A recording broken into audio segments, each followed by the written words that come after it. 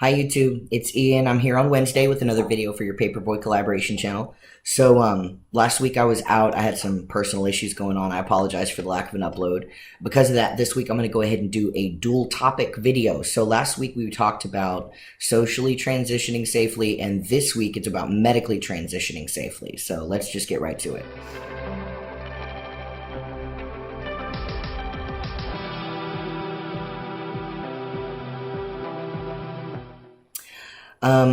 As always, I am outside, so of course it is ridiculously hot in Texas. If anybody has never been to Texas, don't come here. It's a little bit insane. But here I am, and it's my morning, even though it's 2:04 in the afternoon. So I have my coffee, as everyone can see. Probably backwards. I don't know how these videos record anyway. So, social transitioning. Just a couple of quick points that I wanted to touch on that I found very beneficial to me when socially transitioning. The most important thing is to make sure that you have a strong support system in place, whether that's friends, family, local groups that you might join, because there's lots and lots of those that usually cater to every type of trans person. Local FTM groups or transgender support groups. I actually facilitate a couple, so, if I facilitate two in one city, there's bound to be a lot, right? But that support system will absolutely do more than you can imagine to keep you safe, physically and emotionally, because transition is a really tough time for most people. Once you start coming out to people, make sure that you're open and talking to them, and they're going to want to ask a lot of silly questions. That's a topic for another day, but do your best to communicate openly with them. And then initially, in the beginning of your transition, usually for about the first year for guys, you're going to want to make sure that you stick to safe places. So if you know that, that restaurant you always went to has a group of rowdy guys that, likes to, put off that homophobic or transphobic vibe, and you think that you might be accosted by them, maybe it's best to avoid that for a little while. Stick to places where you feel safe, whether it's using the restroom or whatever the case may be. And this is not everyone's experience, but it was mine. I stuck in the mantras pretty carefully for a while, and even if people read me as trans, they didn't think anything much of it. And then the last point is therapy. So when socially transitioning, your therapist can be a huge tool. Now, not everybody chooses to go through therapy. I did. I was in therapy for the first year of my transition, and it helped me tremendously because I was never socialized as a man growing up, so I didn't know what the hell I was getting myself into. So sticking with therapy was a way to just get those feelings out there, to discuss, to talk about it, and essentially you come to your own conclusions, but the therapist helps you come to them a little bit faster and easier. Good God, it is so hot out here, y'all. So those were my points on social transitioning. As far as medical transitioning goes, I did watch the other videos that have already been posted. Shell was a stickler for research, which I love. That's my first point.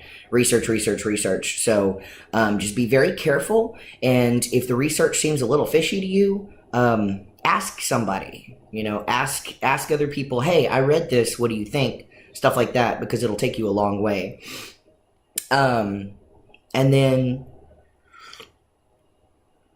to stay safe during medical transition, outside of your research, the most important thing you can do, go to a doctor.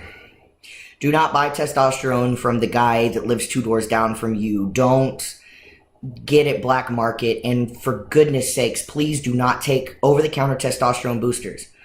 Those are not designed for trans men.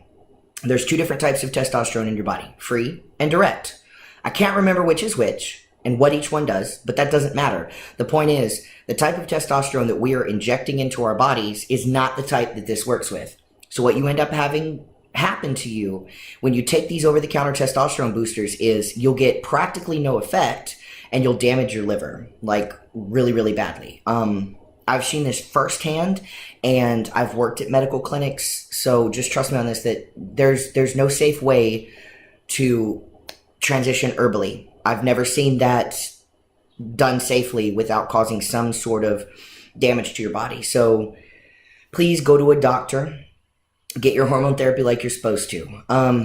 If you go to your doctor and they don't do blood work and you feel some kind of weird about it, tell them so. You should be getting blood work done at minimum every 6 months. This is going to monitor a lot of different things, but it's going to monitor how much testosterone is in your system. Traditionally, most doctors will have you do your blood work on the last day of your shot cycles before you take a shot. So that way they're getting it at the lowest possible level. And that tells them that you're staying within male range without going under, which can affect your transition as well. But that blood work is absolutely imperative. Sorry, I keep looking down. I've got little notes here for me. So when it comes to your doctors, follow your gut. Ask lots of questions. They're not going to expect you to know everything. They're the medical professional. Now, when it comes to doctors, some people say you're better to go to an endocrinologist, but I don't. My doctor is actually an internal medicine specialist. She has just been, just like Shell said, his doctor's been doing this for 10 plus years. Yeah, my doctor was self-taught, and she started working on trans women with HIV. And she just kind of, stuck with it. So she works for a clinic called Legacy Community Health. And oh my God, there's like 3 doctors there that do hormone therapy, and they're all fantastic and awesome. And they're very sympathetic. Like, they understand how to use the proper pronouns, how to treat a person. I mean, plus it's kind of nice that if I need like an annual physical kind of thing, or if I get sick, I can go to the same doctor that prescribes my hormones, and I know I won't get any grief about who I am or whatever. Let's see. So, safely medical transition. There's 2 main types of ways that you can actually start transitioning. It's either informed consent or by getting a therapy letter.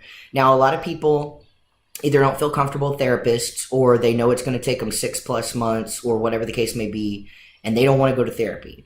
You don't have to anymore. There's clinics and doctors, freestanding doctors, that will work on an informed consent basis. And essentially that means I'm an adult, I know what I'm getting myself into, I've done the research, and I'm ready for this. And as long as, after they get to know you a little bit, they feel comfortable, they'll prescribe your hormones. That's the way I went, even though I was in therapy at the time, because I felt like I needed that for myself. That's the route that I took. And that was very beneficial to me. And then,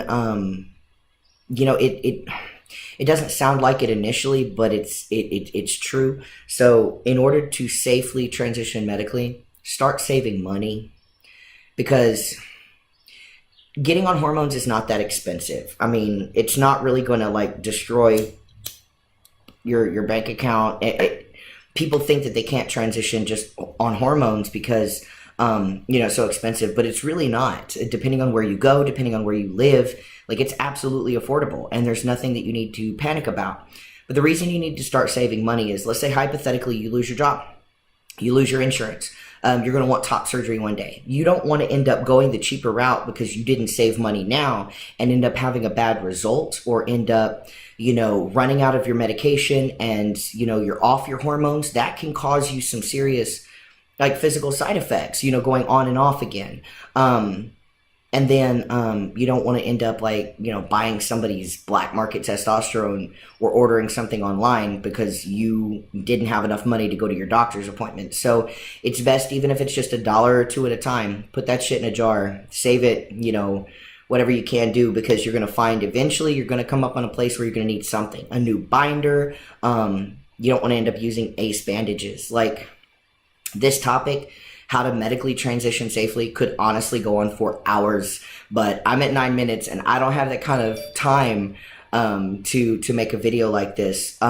So reach out to your brothers, reach out to your friends, people that you know that have been through this. Don't be afraid to ask questions. There's no such thing as a silly question, because from one trans guy to another trans guy, like, I'll answer questions for y'all that I won't answer for anybody else, like, no matter what.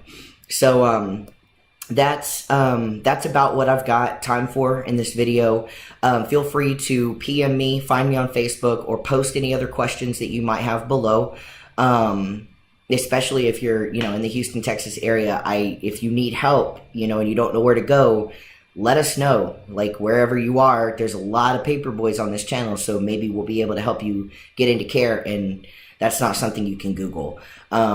So yeah, thank you so much for watching, everybody. Make sure that you like the video. Make sure that you subscribe. Check out the next video. And if you're looking into getting any of the Visibility Matters gear, I'll go ahead and post that link in. You see me talking about that every single video, even though I can't wear the shirt because, like, oh my God, I love it, but it's black. And I'm sweating like stupid right now. So, thanks so much, everybody. I will see you next week.